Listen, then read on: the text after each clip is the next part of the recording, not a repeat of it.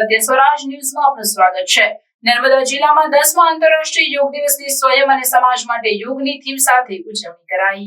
10મા આંતરરાષ્ટ્રીય યોગ દિવસની નર્મદા જિલ્લા કક્ષાની ઉજવણી જિલ્લા કલેક્ટર શ્વેતા તેવતિયાની રાહબરીમાં રાજ્યમાં પ્રખ્યાત રાજપીપળાની Chhotubhai Purani degree college of physical education ખાતે જિલ્લા પંચાયતના પ્રમુખ ભીમસિંહભાઈ તડવી અને નાંદોદના ધારાસભ્ય ડોક્ટર દર્શનાબેન દેશમુખની ઉપસ્થિતિમાં સવારના સુપ્રભાતે ઉત્સાહ ઉમંગ સાથે યુવા વડીલ શાળા કોલેજના બાળકો અને કર્મયોગીઓ દ્વારા ઉજવણી કરાઈ હતી।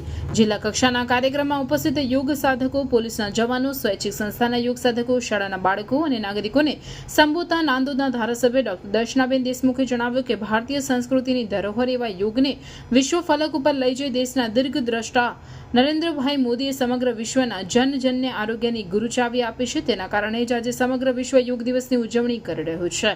યોગને આપણા જીવનનો એક ભાગ બનાવી રોગોને ભગાવી તંદુરસ્ત જીવનશૈલી અપનાવીએ તેમ ધારાસભ્યએ ઉમેર્યું હતું। ધારાસભ્યએ વધુમાં જણાવ્યું કે ગુજરાતમાં યોગનો વ્યાપક પ્રમાણમાં પ્રચાર પ્રસાર થાય, જન સમુદાયમાં યોગ અંગે જાગૃતિ ફેલાય અને યોગ પ્રવૃત્તિ વધુ વિકસે તે માટે રાજ્ય સરકાર દ્વારા 21મી જૂન 2019ના રોજ ગુજરાત રાજ્ય યોગ બોર્ડની સ્થાપના કરવામાં આવી હતી। યોગને પણ સ્પોર્ટ્સ તરીકેની માન્યતા આપવામાં આવે છે, જેના પરિણામે નાગરિકો સ્વસ્થ જીવન જીવવા માટે પ્રેરિત થયા છે। આજે 10મા આંતરરાષ્ટ્રીય યોગ દિવસની સૌને શુભેચ્છા પાઠવું છું। સૌ તંદુરસ્ત નિરોગી રહે તેવી કામના કરું છું।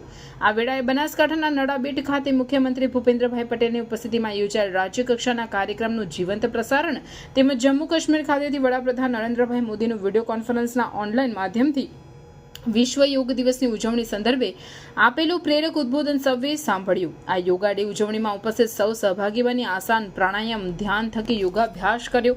નર્મદા જિલ્લામાં વિશ્વ યોગ દિવસની ઉજવણી માટે આઇકોનિક સ્થળ સ્ટેચ્યુ ઓફ યુનિટી ખાતે પણ આંતરરાષ્ટ્રીય યોગ દિવસની ઉજવણી કરવામાં આવી। તેને સમાંતર તાલુકા અને ગ્રામ્ય કક્ષાએ તથા શાળા કોલેજમાં પણ યોગ દિવસની જિલ્લામાં ઉજવણી કરવામાં આવી હતી।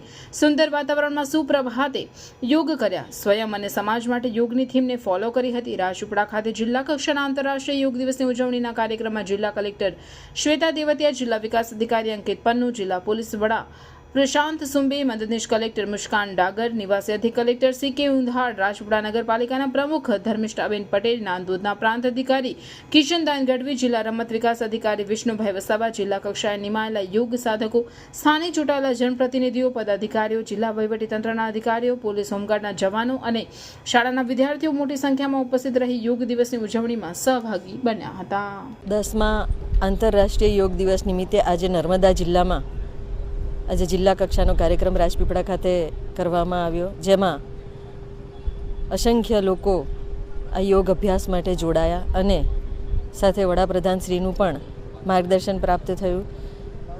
જીવનમાં તણાવયુક્ત જીવનને મુક્ત કરવાનું સૌથી જો કોઈ આસાન રસ્તો હોય તો તે યોગ છે, જેનાથી શરીરની માનસિક અને શારીરિક સુખાકારી પણ અને સ્વાસ્થ્ય પણ જળવાઈ રહે છે। ત્યારે આજના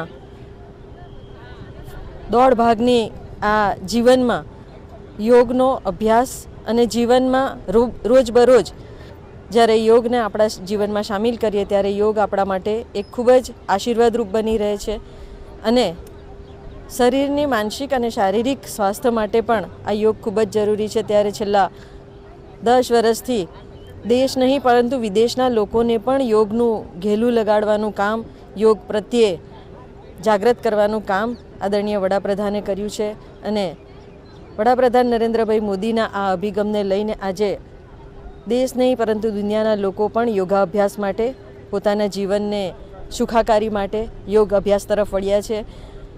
આજે ખૂબ જ આનંદની વાત એવી છે કે જમ્મુ કાશ્મીરના લોકો પણ 40,000થી 50,000 લોકો પણ આજે યોગ અભ્યાસમાં જોડાયા અને આજે વિશ્વ યોગ દિવસ નિમિત્તે આ દેશના સર્વે લોકો, સર્વે પ્રજાજનોને પણ સુખાકારી રહે અને સમૃદ્ધ બને એમનું જીવન, એ માટેની યોગ દિવસ નિમિત્તે ખૂબ ખૂબ શુભકામનાઓ પાઠવું છું। અને આજે યોગ દિવસમાં બધા જ લોકો જોડાયા, જેમાં જિલ્લા વહીવટીતંત્ર, શહેરના અગ્રગણ્ય નાગરિકો, પ્રતિષ્ઠિત વડીલો, સમાજસેવી સંસ્થાઓ, તાલુકા અને મંડળ સુધી પણ આ યોગ અભ્યાસનો કાર્યક્રમ આજે યોગ દિવસ નિમિત્તે કરવામાં આવ્યો। ત્યારે સૌને ખૂબ ખૂબ અભિનંદન પણ પાઠવું છું અને સૌનું જીવન સુખમય બને, આનંદમય બને, આરોગ્યપ્રદ બની રહે એવી શુભકામના પણ પાઠવું છું।